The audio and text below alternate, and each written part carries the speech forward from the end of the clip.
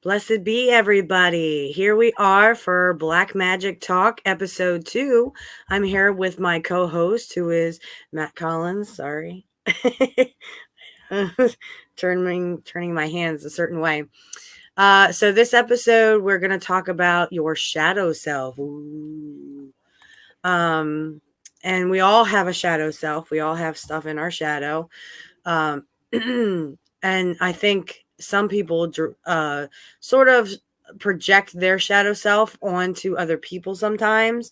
So that can have a lot to do with it. But I'm going to turn it over to my co-host. So tell me, what in paganism, is it kind of the same? Do you believe in a shadow self? What do you think is in your shadow self? And what do you believe is a shadow self? So take it away, Matt. Sure. Well, the Swiss psychologist Carl Jung said, "No tree, it is said, can grow to heaven unless its roots reach down to hell." And Correct. that sounds much more frightening than it is. I mean, we're talking about the mind, psychology, however one wants to see that tie in spiritually, because Carl Jung was spiritual too.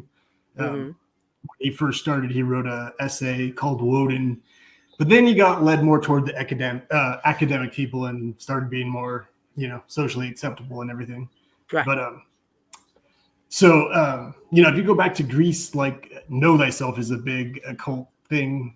That was the first rules at the gate of the Temple of Delphi.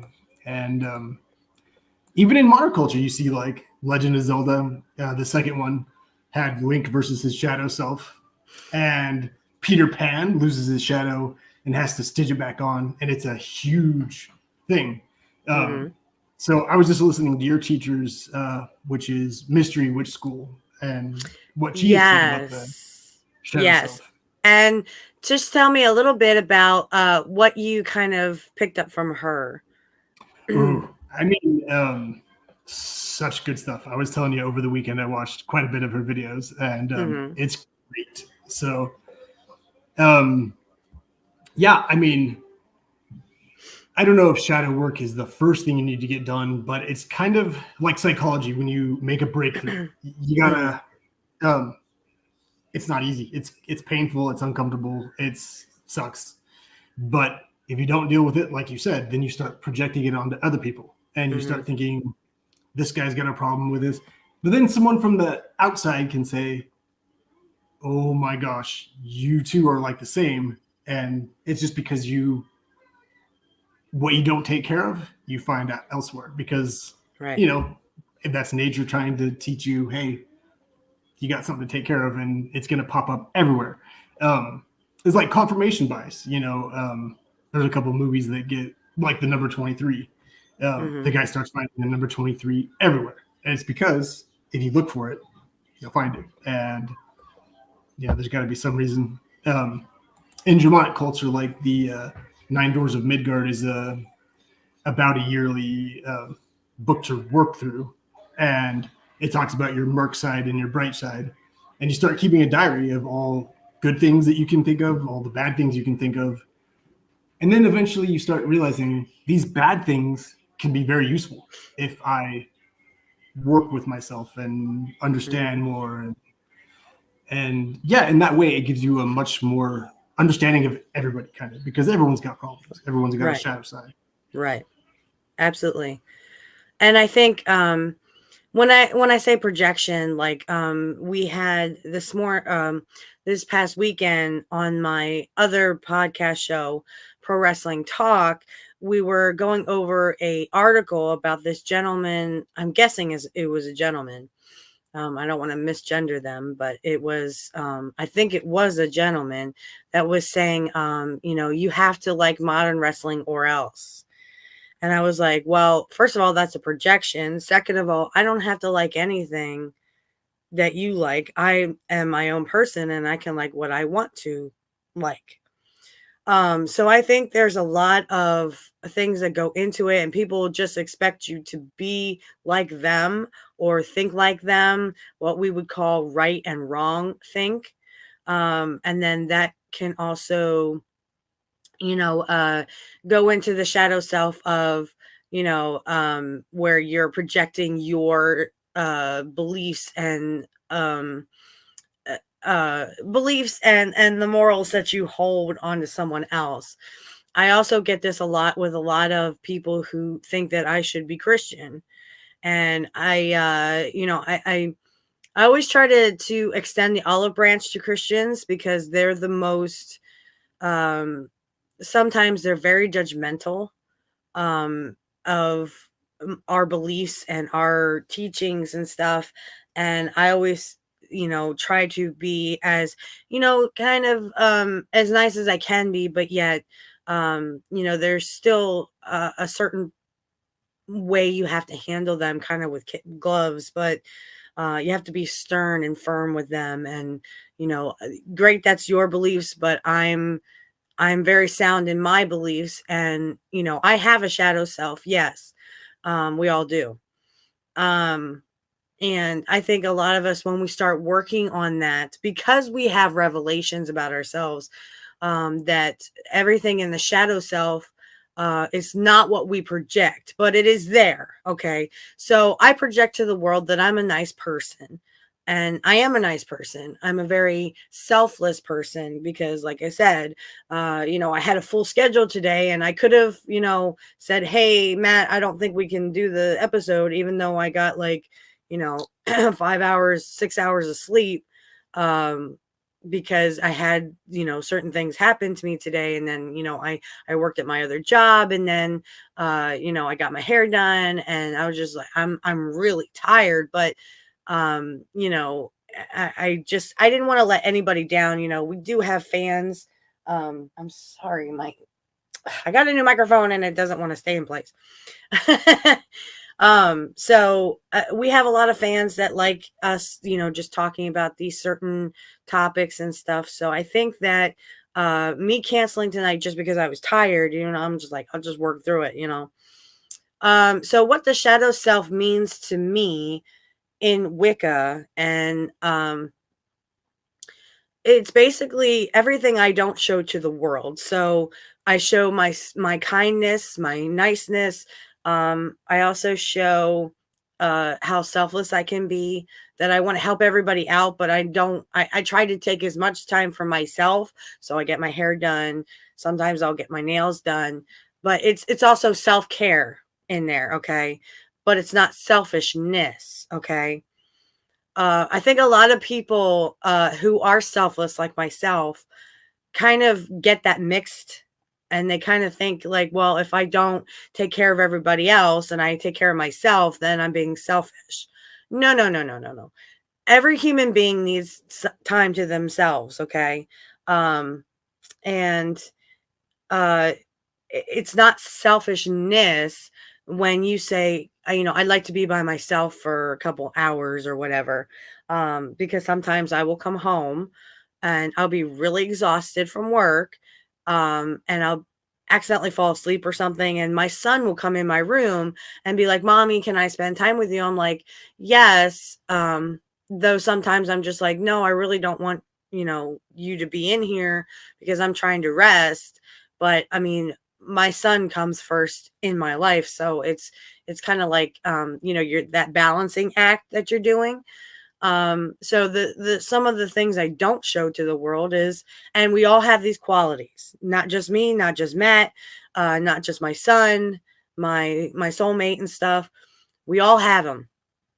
So in my shadow side, I can be selfish, I can be narcissistic, I can be not evil, but like I can have sometimes I can think things like, and then I'm like, a lot of anger is in my shadow self, or can be a part of the shadow self. Sometimes my father and I will bicker at each other and I'm just like, why did I say that?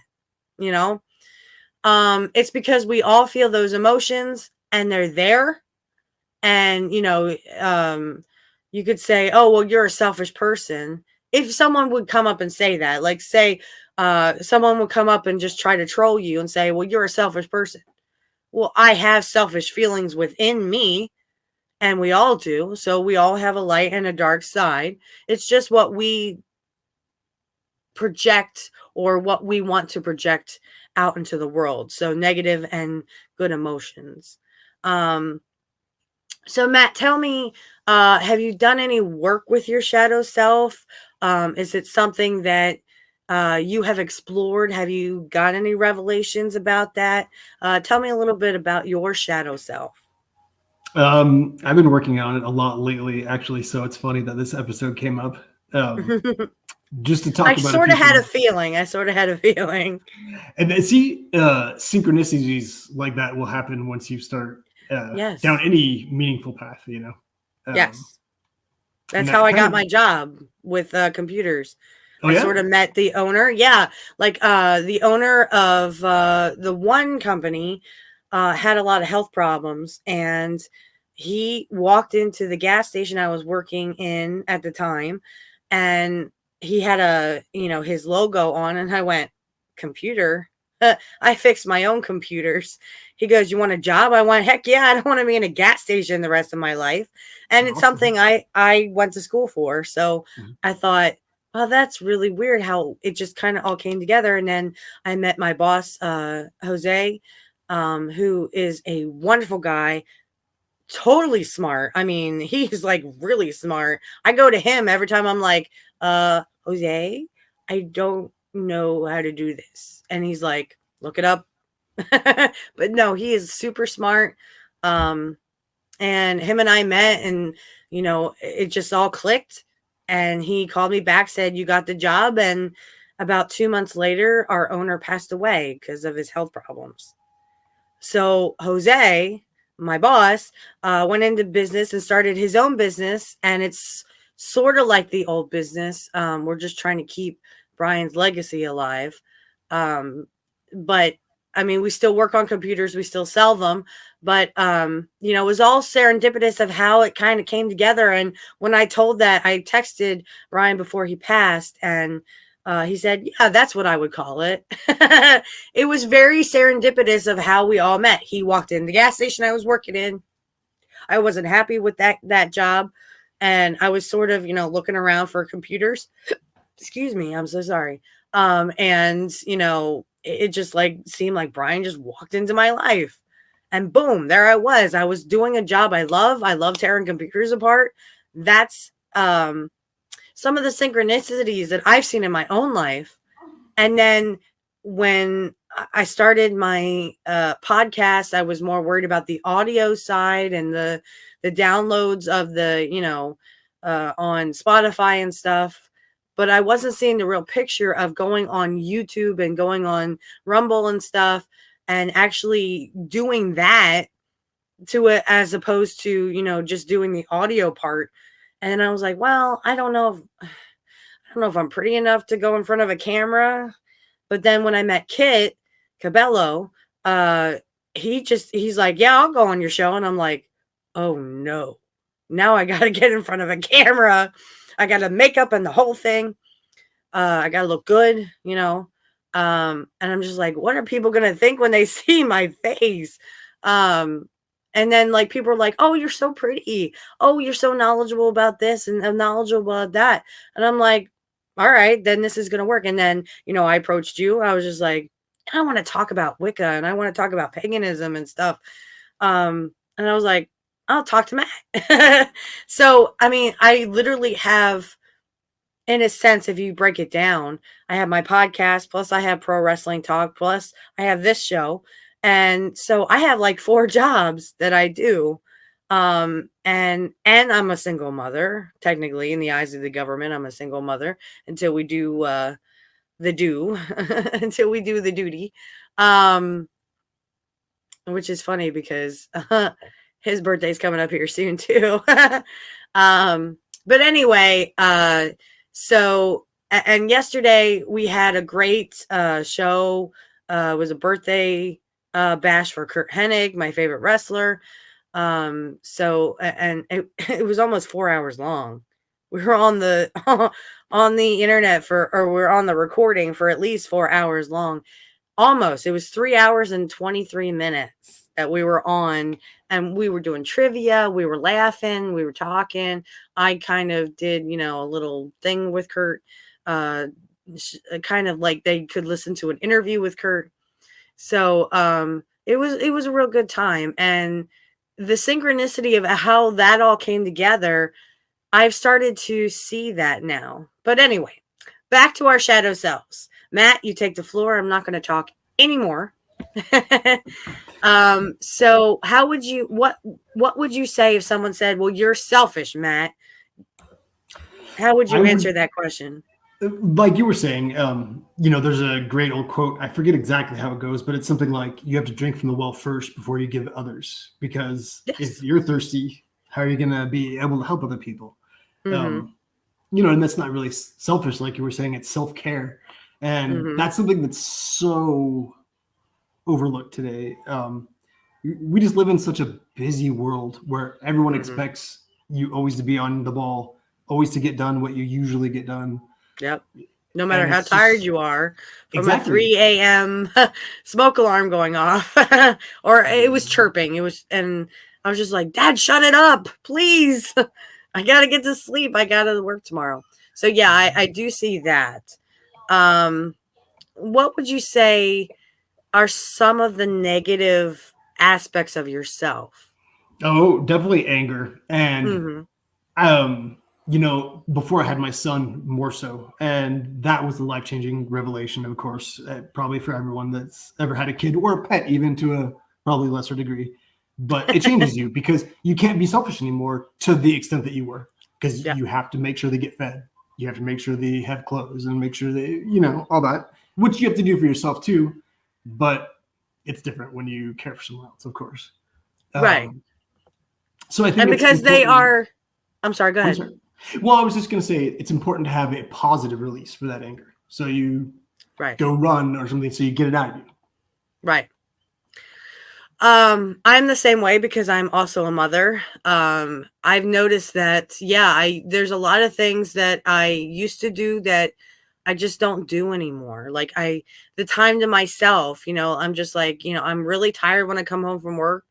And even if I'm like laying and resting and he's on his pad right beside me, that's still our time, our bonding time. But it's still like, I'm just like, I'm sorry, buddy. I can't be with you right now because I literally have to rest because I'm just so exhausted um from, different things that I do. And I do work a full-time job plus I have all these podcasts. So it's a greit thing. But I just think, the time to myself is definitely diminishing. Um and it diminishes when you become a parent. It's one thing my soulmate said, he didn't really get to see his children as much. But that's, and it's because he had to work. In this life, you have to be a working parent, or you're not going to make ends meet. We can't all have baby daddies and sit on welfare. Not that people do that, but there are some people that just want to do that. Okay, great, more power to you. But that's not who I am as a person, and it instilled in me by both of my parents, even though I did suffer abuse from one of my parents, my mother. My father and I were as close as a father and daughter could be, without being creepy. But but we were very close, and my dad was always encouraging me to, you know, you work for a living, you work for what you have, and be darn proud of yourself because you worked hard for that. So, the working all the time and the podcast will come eventually. Hopefully they'll become lucrative.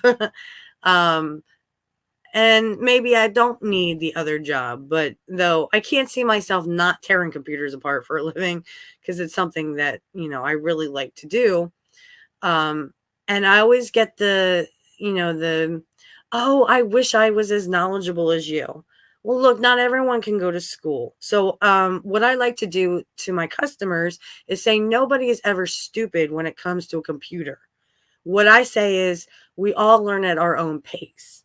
But then when I get like a customer today, I find myself hanging up the phone and going, God, that woman was so dumb, you know?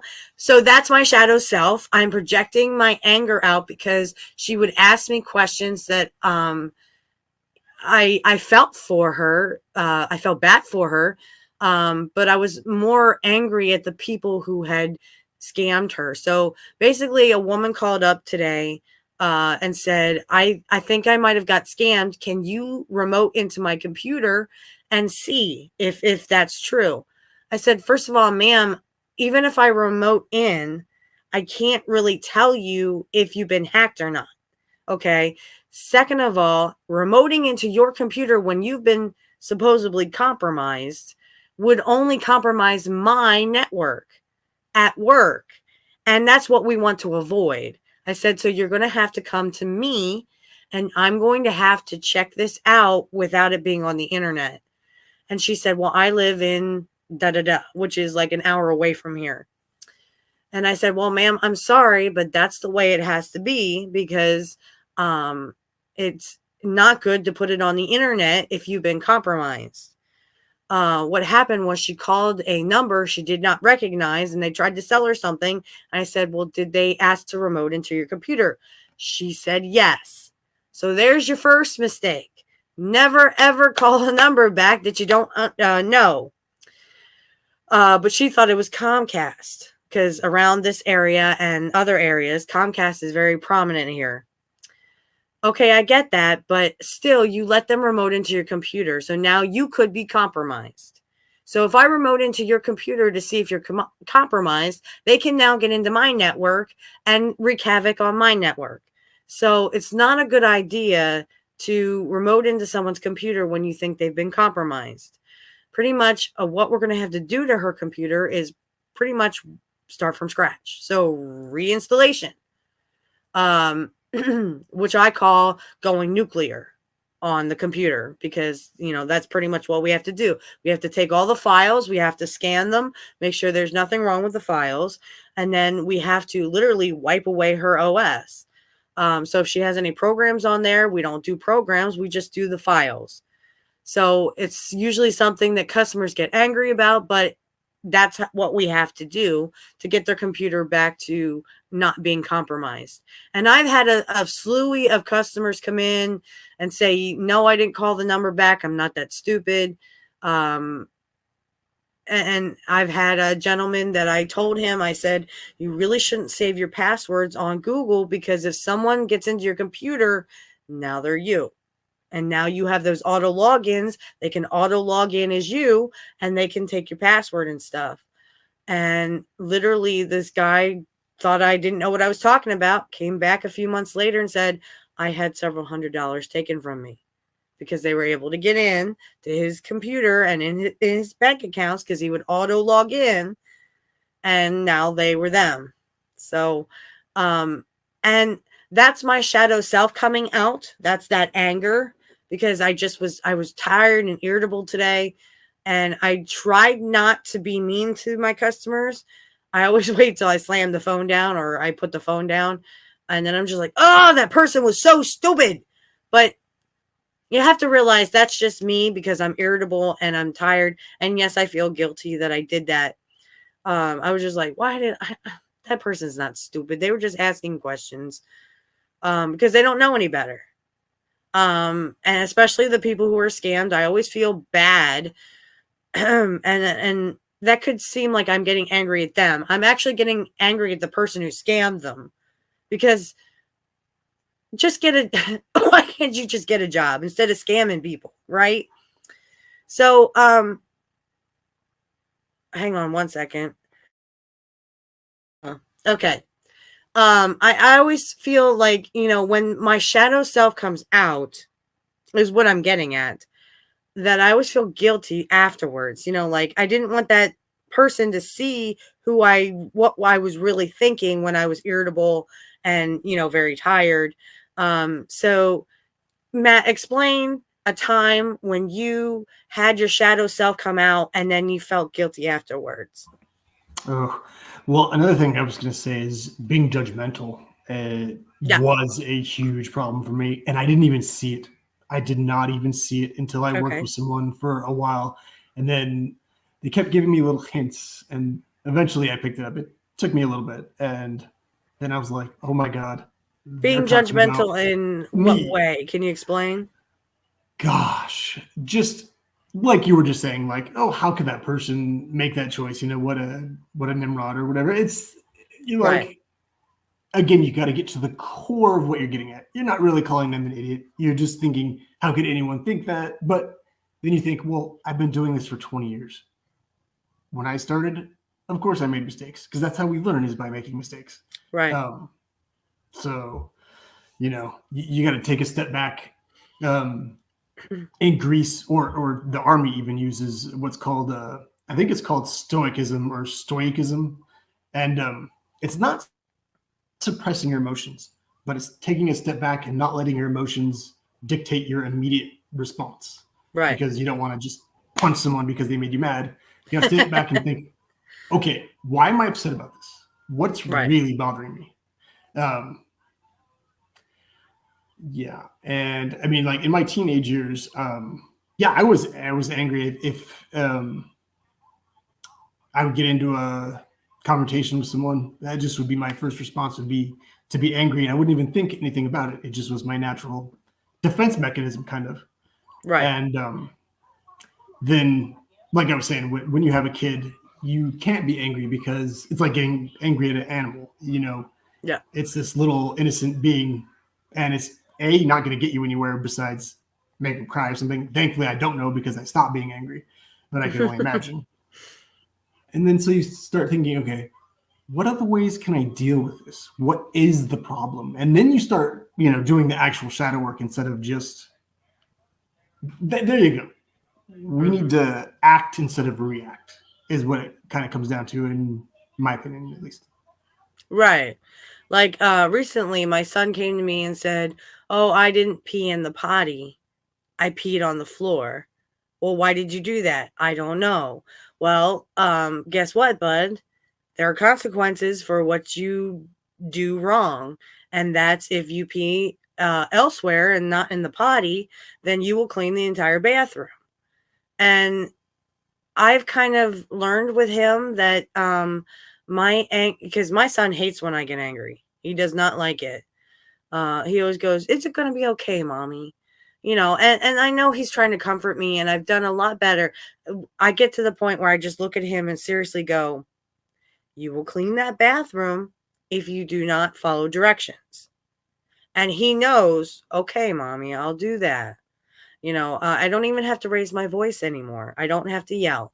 Sometimes I just do it because I'm angry at something else, or and I need to do a little bit of stepping back and realizing that I'm not angry at him even if he did something wrong. I'm angry at XYZ. Okay.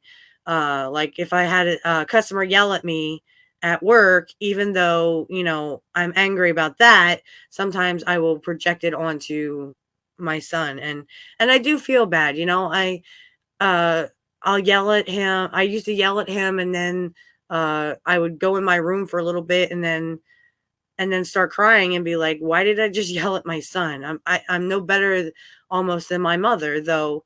I did happen to say to my father, and my soulmate was standing there. um, I said, sometimes at least he didn't have the kind of mother I had. My mother, it was emotionally abusive. Sometimes it was physical. So, and I've never been physical with my son. So I wanted to break that cycle. So the yelling, unfortunately, was uncontrollable at times. It was just like, Mom, you're raising your voice. Well, I can't help it because I'm feeling frustrated and anger, and I'm unfortunately taking it out on you, buddy, which I would find out later. So whenever I would yell at him, I would go in my room for like 10, 15 minutes, be mad, and then I would end up crying, and we would hug it out. Him and I would hug it out.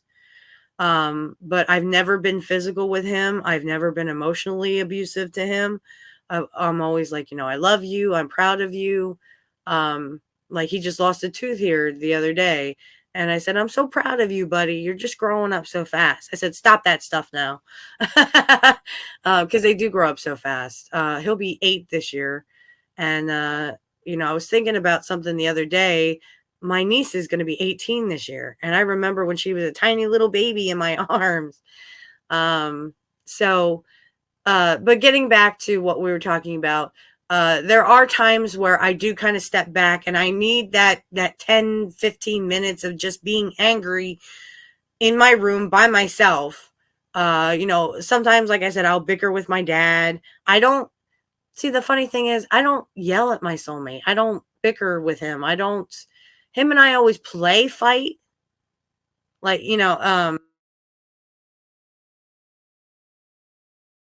Muted. Oh, gremlins. We have technical difficulties. There we go. I don't know. It said something about it didn't recognize my microphone. Okay, so the anger issues. So in my family, my mother says that my grandmother was very abusive. Okay. Well, she picked up from where I guess my grandmother. See, the thing is, my grandmother told me she loved me. So I didn't see, I wasn't around, I wasn't born yet when that took place. But my mother did nothing to stop the cycle. Well, and I found myself telling my father the other day, my soulmate was standing there, um, he doesn't have the kind of mother I had.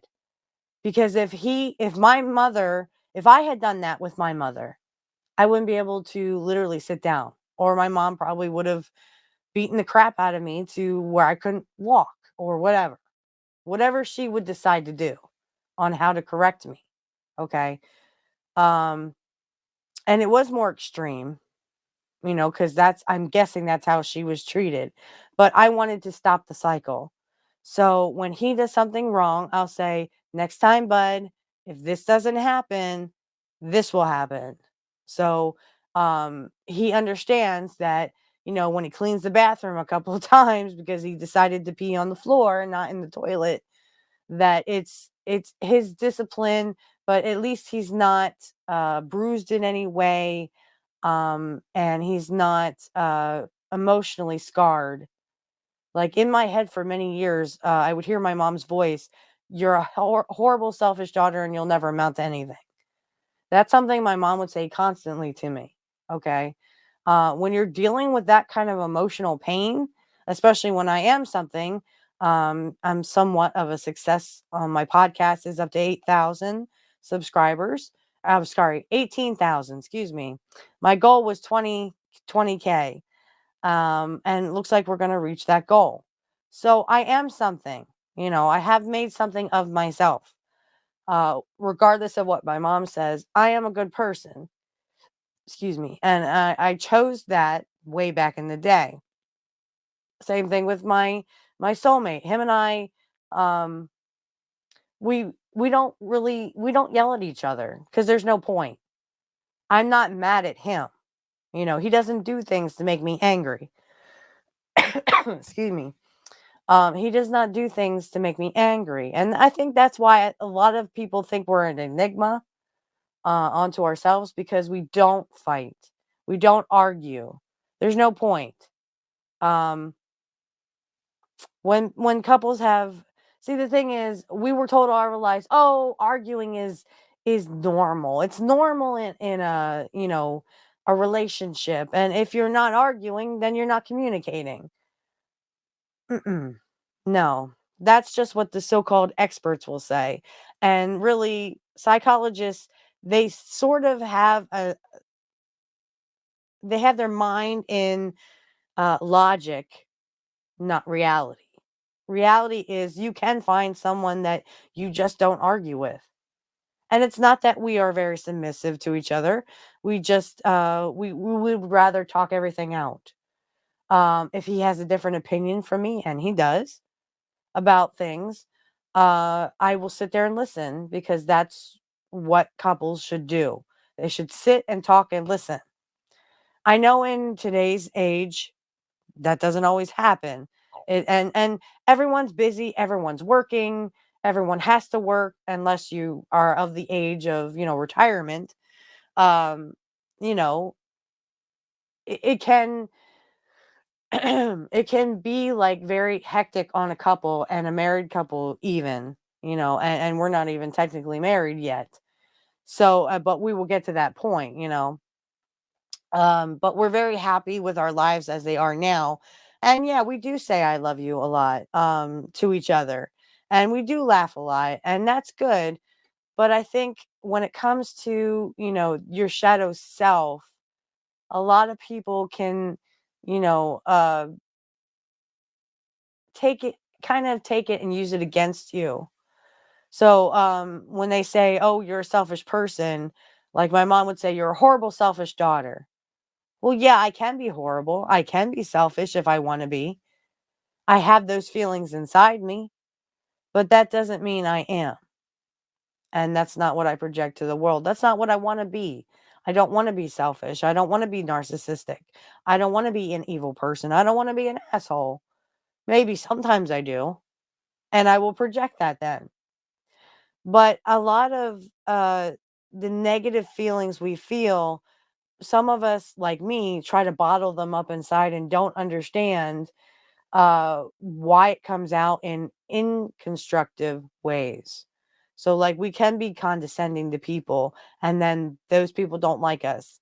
You were saying, Matt, you were being judgmental and you didn't see it, but this other person did and was kind of like, well, I think that person hates me or doesn't like me or that person is an asshole or whatever. I think, and that's what happens. Like, some of us can project things and we don't even notice that we're doing it.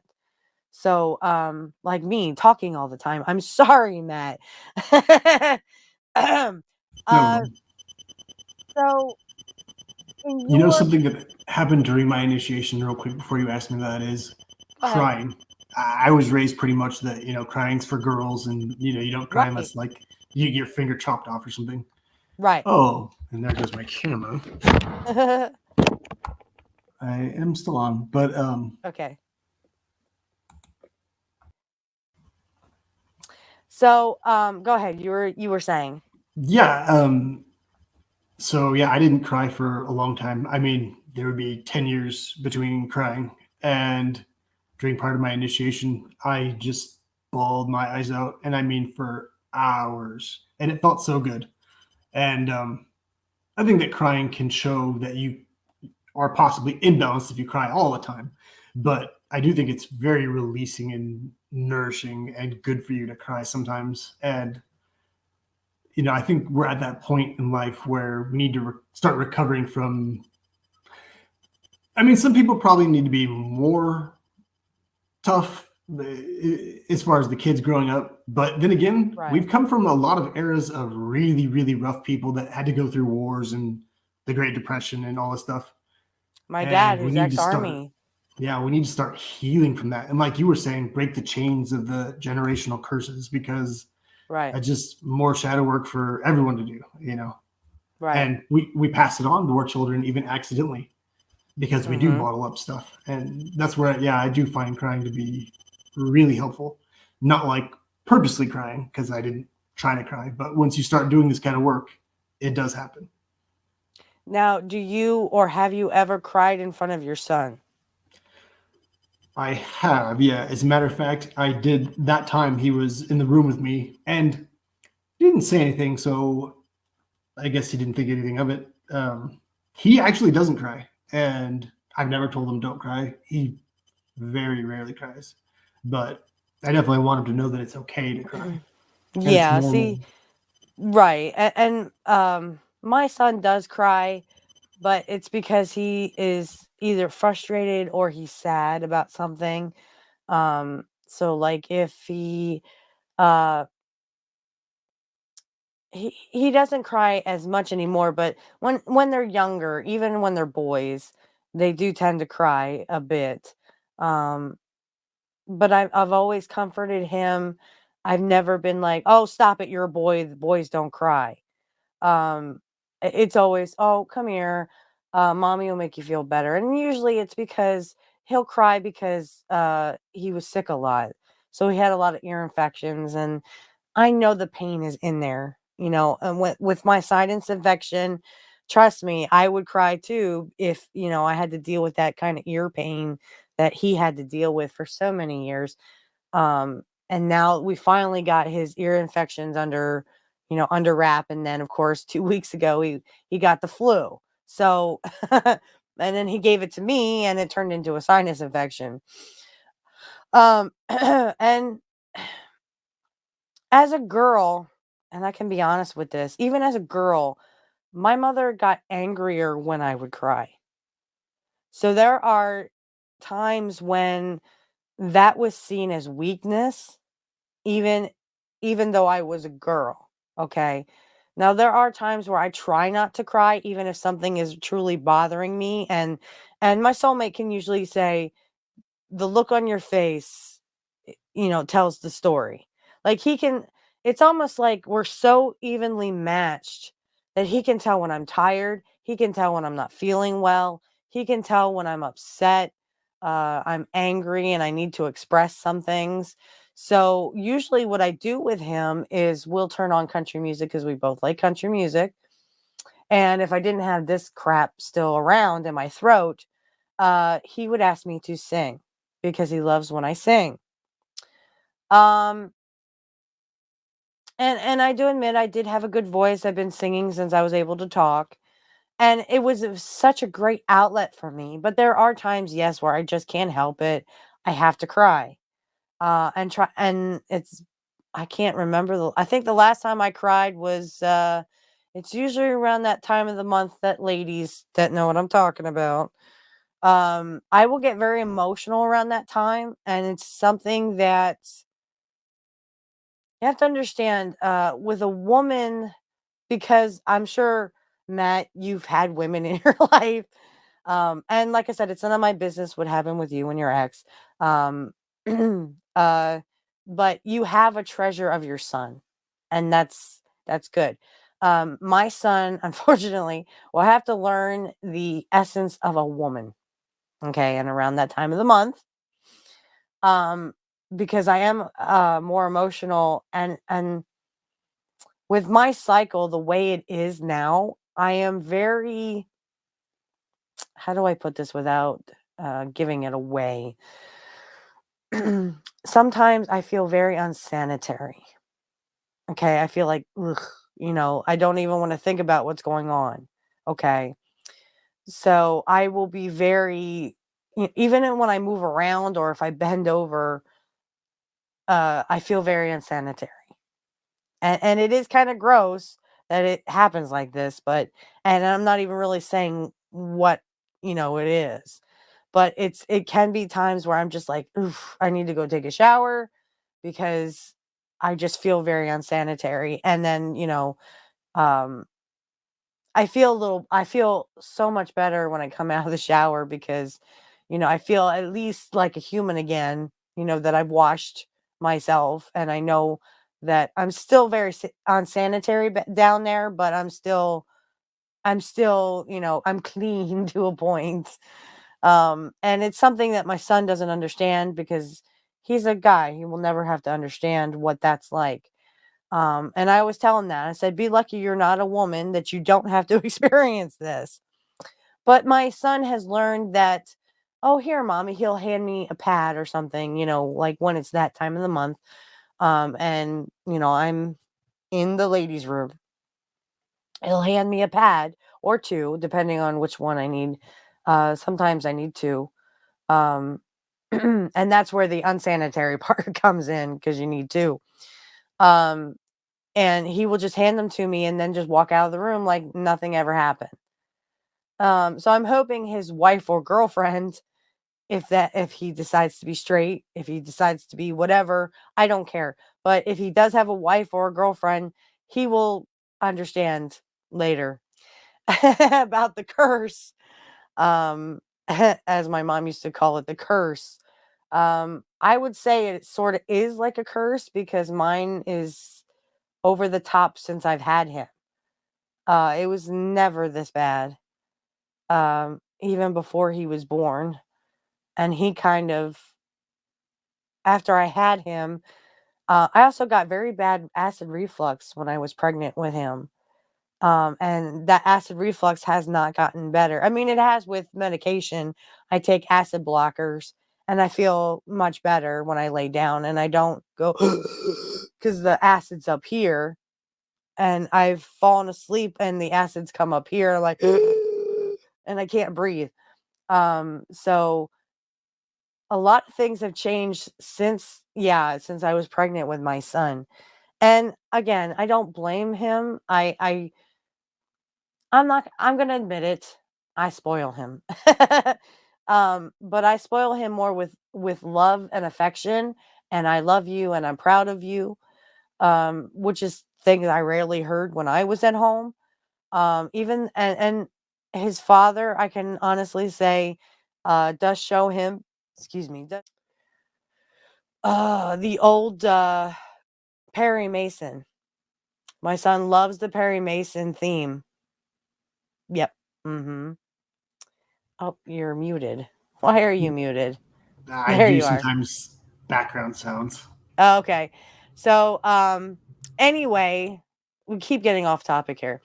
Um, so our shadow selves, and I think so the anger we kind of talked about. You said you do a lot of crying. I try to go as long as I can without crying because, in my eyes, whenever I would cry, that would just seem to make my mother more angry. Okay. She would get angry when I would cry.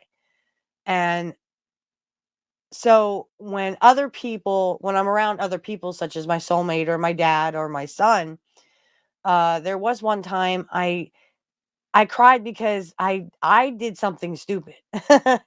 Though I didn't know it was going to happen. I bought another, I have contacts in, and I took my contacts out and I had bought these little contact things, but mine are where you have to like I didn't understand you had to turn the contact container where I just normally have contact containers where it just cleans the contacts for you.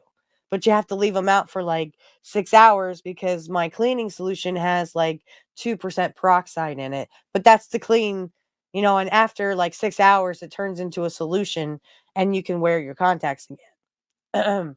So I didn't realize that you had to turn these contact containers.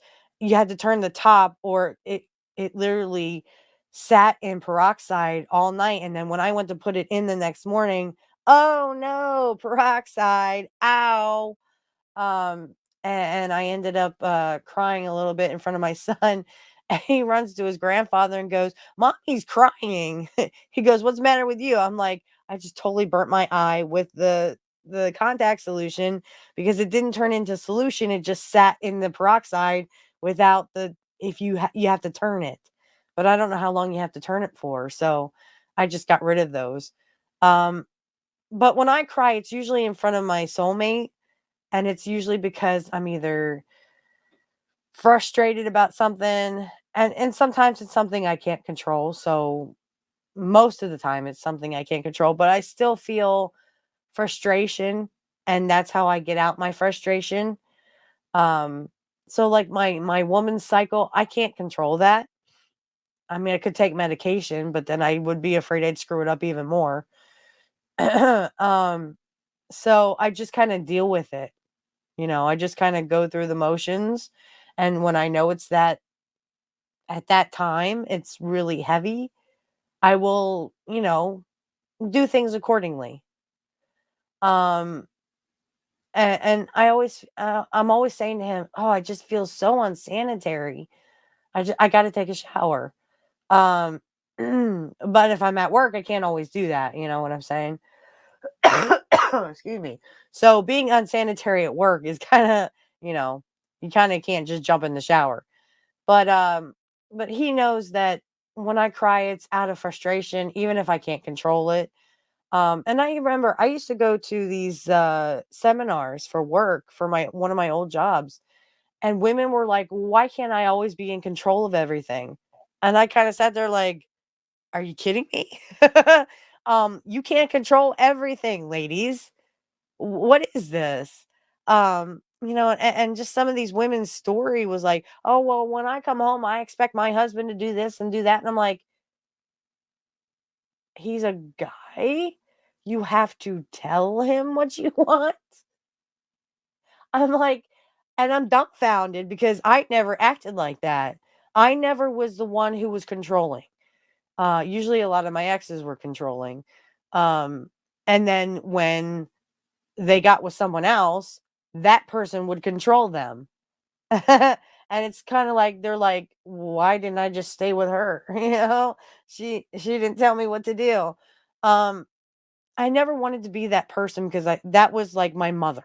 My mother wanted to control everything. She wanted to be in control of everything. Even if it was something she could not control. And so when it comes to being a controlling person, and again, that's in my shadow self, where I am a controlling person, or I can be, okay, if I wanted to be.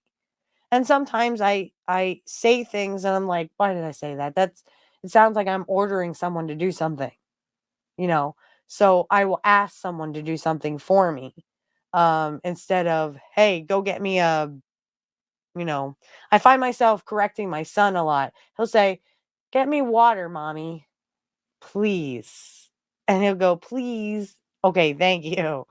That's a big one for Um, me too. Yeah. yeah, because he needs to learn that you can ask someone to do something for you or you can demand it.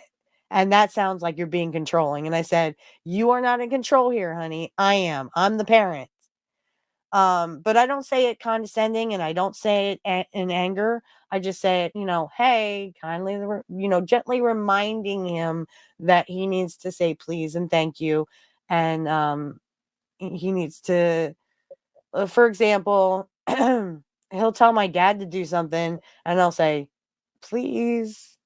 And he'll go, please, grandpa. So that kindly little reminder is you're trying to teach them manners, but yet you're still trying to be, their parent. You're trying to be their friend and their parent. It's like you're wearing two hats. So I get that part. But then I don't want to control my son. Um, there's a lot of parents that are controlling, and that's why my son doesn't have a cell phone. He has a pad, but it's a pad designed for kids. So I know what he's watching. And the one time he was watching something where the person was swearing, and I was like, no, no, no, no, turn that off, please. He's like, no, I don't want to turn it off. I said, well, then don't say those words because I'm telling you, you're going to get in big trouble if you say those words. So it's kind of like a trial and error kind of thing when you're a parent. But when you feel those emotions yourself, because like I said, I had, when he was first while he was a baby, he would throw temper tantrums and not want to take a nap. Excuse me. And we would have to go through, well, you have to take a nap, buddy. You have to take a nap. And he just sometimes would refuse to take a nap. So, I found myself getting angry because he wouldn't take a nap when I should have just backed off, and whenever he fell asleep, he fell asleep. Um, My son Now, never took naps. yeah, and I wouldn't, like I said, I wouldn't spaz out on him. I never was physical with him. It was more just, okay, fine, do whatever you want, and he would just lay there in bed, because he knew I was angry with him, and he would cry. So, and then I would feel bad, and I'd just be like, I'm sorry, you know. Um, It's like kids have that thing on over your head, like if you show anger or disappointment or anything, it's kind of like guilty. You're a bad asshole. So it's kind of like kids don't understand that the reason why we get angry with them is not because we hate them or we don't love them. Um, I don't hate anybody except for my cousin who literally is harassing me. Um, so I don't really hate anybody. Um, and I certainly don't hate him. I would never ever say that. I love him. I wanted him from the beginning, even if my ex kind of said, I think we should get an abortion. No, no, absolutely not. I said, if you don't love this child, that's fine. I love this child. I will have this child with or without you. That doesn't mean I'm not for bodily autonomy. There. Try saying that 5 times fast. I am. I definitely am. I think a woman has a right to choose, and it's her and her doctor's decision, not anyone else's.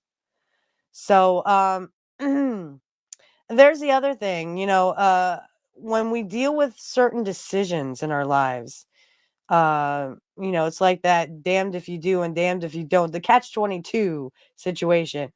So, what would have happened to me if I had gone through with the, deleting of my son? Um, I honestly, I don't think I think I would have self-deleted because he is such a big gift and part of my life that, when we laugh together and not having that time with him, I think I literally would be lost.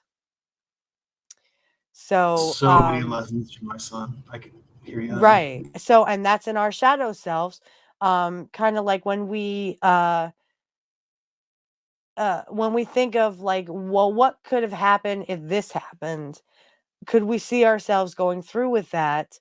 Could we handle the emotions that go with it? I'm not a kind of person that could deal with that emotion of self-deleting my son. Um, and same with adoption. I would the my son is such a great kid.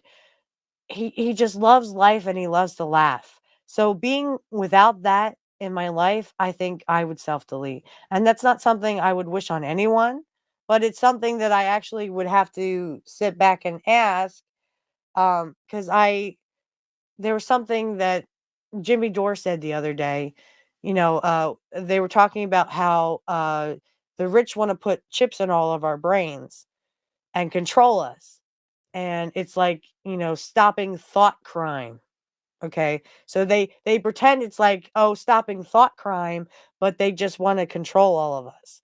So like if, for example, when I was bathing my son the one time when we were getting him into the big boy tub, um sometimes you would have thoughts of, well, what if I accidentally he falls and hits his head and drowns, you know? Um and they would consider that a hate crime or, oh, you want to drown your child, which is not true. I would never do that. I could never see myself doing that. And that's why he's 7 years old, going to be 8 years old, because, I never had those thoughts. But if you think about like, mental illness and, why some of these parents get away with basically deletion, they, you can understand why some people would feel the way they do. Um, on the other hand, I can't. For example, there were Christian parents who have done this more than once, where they refuse to get medicine for their child. And people were not calling that murder. Or deletion.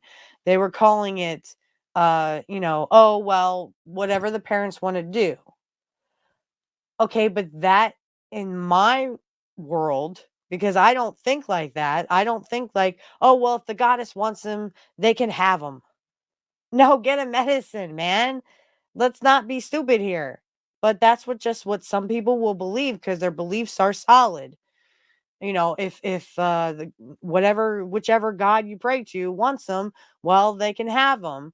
So in my mind, I can't wrap my brain around that, but I can certainly see why people would see it that way if you're in your belief system. And I would never say you can't do that. In my eyes, that was deletion, and they should have gone to jail for that. Um, because I myself would never deny my son medicine or care or even like health care or, um, I would never deny my son that because I can't see myself believing in my goddess so strongly that I would just take it upon her to heal him. Yes, Okay. neglect. It's neglect. In my and in our eyes, it's neglect. But in their eyes, it's not neglect. It's more their belief systems are sound. Their God is sound. If their God will heal this person, then that person was meant to live. Again, we don't understand it because that's not something we would logically do, but I do see, and that does not mean I'm advocating for these people. All I'm saying is I can see why they would think this way. Okay. So I'm definitely not advocating for this because I myself do not believe in it. I would definitely get, if, my son was in an accident or something, I would get him to a hospital. That's what you do. But there are people out there that literally think, well, if my God wants him, then he'll take him. If he doesn't want him, he'll heal him. Again, we don't get those kind of feelings, but there are people out there. And there was a Christian parents that did it not once to one child, they did it to their other child, and both children were deleted. Um, So, just to wrap up here, because we are over our hour mark, and it's been so much fun talking with you, Matt. Um, and I'm just so exhausted. I'm sorry. I need to like lay down and go to sleep. Even though I work late tomorrow. But so to wrap up, just kind of give me an overview of like, what we've been talking about. Any final words you can kind of put into the conversation of your shadow self. Sure. Well, what you were just saying about putting the chips in your head reminds me of that movie Minority Report, which didn't end well. Hmm. Yeah, because like in Zoroastrianism or the Moslem path, their big mantra is good thoughts, good words, good deeds. And you Hmm. literally are trying to have the most pure thoughts you can because that's how magic works. Our Right. thoughts affect everything. So, And that's also how manifestation works too, mhm. especially when you're trying to manifest a certain, like, for example, money, greed is also in our shadow selves. So a lot of us will feel like, well, I don't want to be greedy, so I don't deserve, a certain amount of money. But it's nice to have that money so that you can be comfortable in yourself and in your financial needs and in your financial life. So I think a lot of people like us also have a bad relationship or not a good relationship with money because we're always afraid we're going to step over that line and become that greedy person who we all hear about in, news stories and stuff. So go ahead and I'm sorry, I didn't mean to interrupt, but like, just go ahead and finish what you were gonna say. Well, no, I'm glad you said that because I was thinking that too. Like, there's the seven deadly sins, and then there's the seven virtues. And if you Mhm. can find balance between them, I think that's the ticket to life. Because without any greed, we would just lay on the couch, Mhm. without. So, um, everything in moderation, even moderation, as they say. Mhm. And yeah, I think, like you were saying earlier, shadow work is always something we're going to have to do because there's always going to be new issues to deal with. And we just do the best we can and brace yourselves for going through this because it is not easy. Um, just like going to a psychologist, which is there's no shame in that, um, Nope. or Alcoholic Anonymous or whatever. Because that was something for me. Like you were talking about being Mhm. controlling. I'm into strategy, so I do like to be controlling. But Mhm. then, especially as a teenager, I like turned to drugs and alcohol to lose control because I always had everything so controlled. Mhm. Um, so that's another aspect of the shadow self. Sometimes when you try to be so controlling, you will look for the opposite of that. Oh, I don't want to have everything in control. So what can I do to not be so obsessive over something or whatever? And Right. unfortunately, sometimes that can turn to bad things. But luckily, I was able to stop that. But I've lost a few friends to To those drugs and addictions, yeah. or And any. that's see, that's something I admire. Like, you were able to pull yourself out of it, because you reflected and said, I don't want to kind of be this person anymore. Um, and a lot of people are surprised that because I had an abusive mother, that I didn't turn to addiction. But I would always say to everyone, well, I had my mom running my life or ruining my life. I didn't need the addiction part of it. Um, and it just seemed like now I admit that I've had alcohol in my life, but it's something that I never got addicted to. It's just something, "Oh, well, it was fun," but then, the hangover next day was not so much fun. So, it's something that I would do on and off before my son was born, and now I really don't. I haven't had a drop since before my son was born. Even when I was pregnant, I never had a drop of alcohol.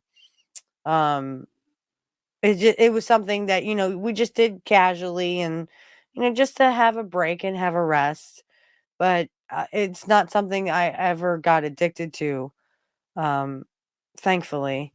But a lot of people are not like, are different. They need that drink, or they need that high that they feel, and they want to feel that all the time. The thing is, moderation, as you said. So I'm like my dad in that aspect. He does not drink alcohol at all, but when he was in the army, he did it all the time. But now he won't even touch the stuff. I brought a bottle of wine home one time, and this is before my son was born. He wouldn't even touch it. And I didn't drink it myself. I drank it in moderation. In fact, I would use it in some of my rituals. So, like, I would pour like a little bit into a cup or something, and then when I would do my um at the end of your rituals, you give offerings. So when I would do my offerings, I would say, I'm going to drink this in the name of the goddess, and then drink it. Um, but I would never ever, just go out to a bar and get sloshed. Um, I mean, I got sloshed at a party one time, but then the hangover was just, whew, it wasn't good. I was just like, I'm not doing this stuff no more. Um, so I said, nope, I'm not going to do that anymore. And I haven't touched it since.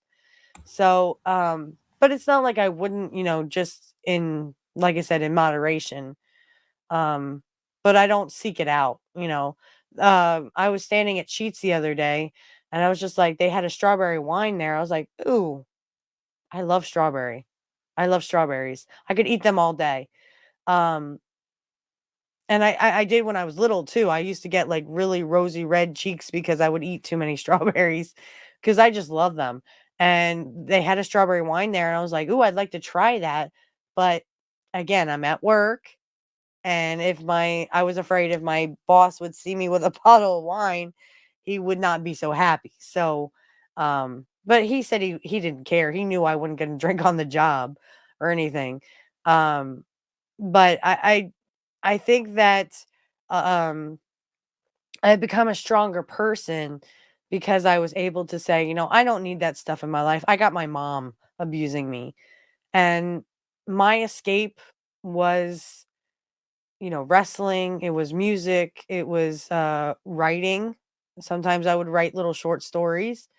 Um, and like I said, I showed you one of them. I do have another one, and it's like 500 pages long. It's just because I had all these ideas come out and pour it out of me, you know, and I had to get them down well, it's on my computer and on my external hard drives. But like,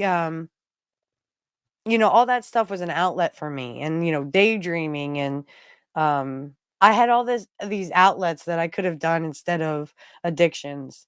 So, and a lot of people say that was very constructive to get into. It's not something I wanted to take over my life, but it is great outlets. And this was before the internet, so this was before podcasts and stuff. So, if I had grown up in the podcast era, I definitely my outlet would be a podcast. And that's where I kind of get my podcast outlets now. I have 3 shows. I have my podcast, and then I have pro wrestling talk, and then I have black magic talk. And then I have my other job, and I have my son. So those are my outlets for anger and stuff. But sometimes they do come out in inconvenient ways. And most of the time it's not at my soulmate. Um, because there's no reason to be mad at him. I always like laugh at these women that get so mad at their husbands. I'm just like, why don't you talk to them? They can't read your mind. I think that's the biggest part right now that people are missing is communication. That's right. It's like I can't believe these women just get so mad at their husbands. Well, why does he doesn't do anything? Because you don't tell him to, or you don't ask him to. I ask my soulmate all the time to do little things for me. Um, you know, actually, he asked me, like, if my back hurts, oh, you want me to rub your back? Yeah, okay. You want me to rub your head? Yeah, okay. If I got a headache or something. Um, he'll do little stuff like that, and that's awesome. There's one time I told him I was so upset about something, and I don't even remember what it was, but it wasn't in him. And I just said, "Will you please just put your arms around me and just hold me for a while?" Um, and he was more than happy to do that. But if I had just, laid in bed or something and expected him to throw his arms around me, sometimes he's not always going to pick up on that. Women, my best advice to you is tell your man what you need. I Trust me, agree. he will, Men can be oblivious. and they will thank you for it. Oh, and by the way, if a woman sends you to the store without their whatever they use for their cycle, tell them, look, I need the box or the bag that it came in, honey. Otherwise, we're going to send you right back to the freaking store and be like, this isn't what I need. Go back to the store. You were telling And me I was, about Stone Cold Steve Austin, yes. right? I was just like, how could his wife do that to him? Because there's like 50. I agree with him that there's 50 million of these things. And no man understands a woman's cycle. They Yeah, don't know guys what are we oblivious. need. So Right. oblivious.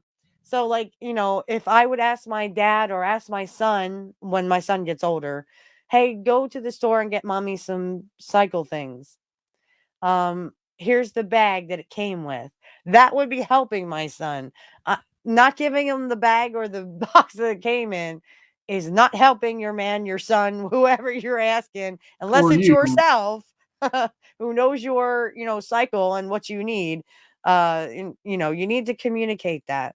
And yeah, I do agree that there's a lot of people, they'd rather be on their phones texting. They'd rather be on their video games. They'd rather be like watching TikTok videos or whatever it is.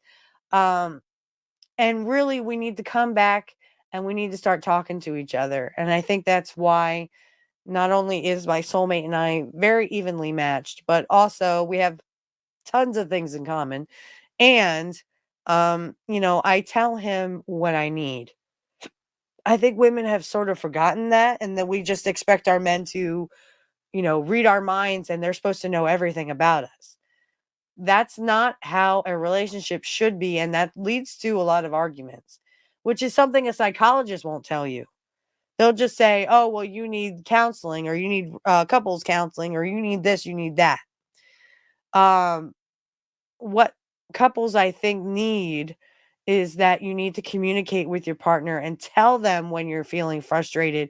Hey, I need a few minutes to myself. Can you just go away? Yeah, And it's not honesty we're and not then trying to being be able mean. to Yeah, honesty, and then being able to realize that maybe they can't express themselves the best way. Maybe they're feeling the same thing you do, but just don't understand how to communicate it. And so you Right. gotta work at it, you know? Right. You got to say, "Hey, I see you're upset. Is there something I can help you with?" And if they say no, don't take it personally. Just let them have their me time.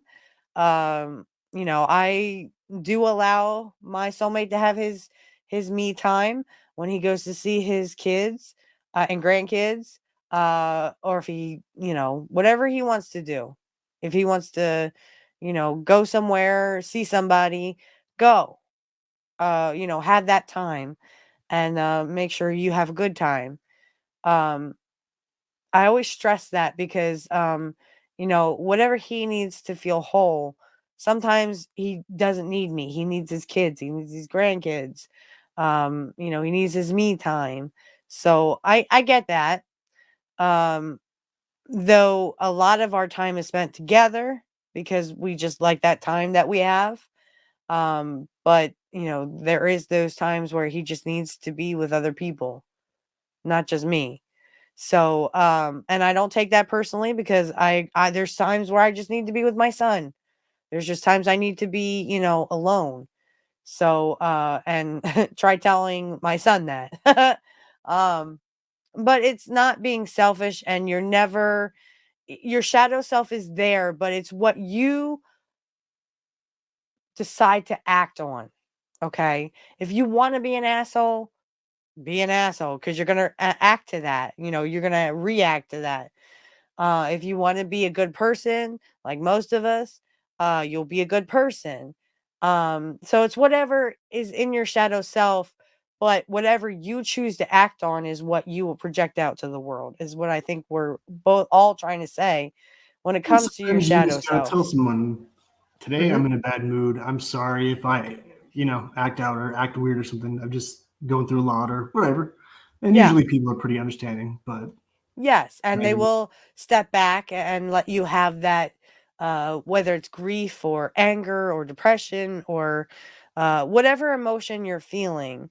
It's usually because you're trying to suppress it. Please don't ever suppress those feelings because that will make you feel 10 times worse and can lead to addiction, can lead to self deletion, can lead to all kinds of horrible things that you don't want to have for someone you love or someone that you care about, even if it's just a good friend. My good girlfriend will call me up, hey, I had a fight with my man, and they have a almost a 2-year old child. And I sort of give her advice because she always says, I wish we were more like you and your soulmate. And I would say that's because you don't communicate. You just expect him to know everything. I said, "You need to sit down, you need to have a conversation with him."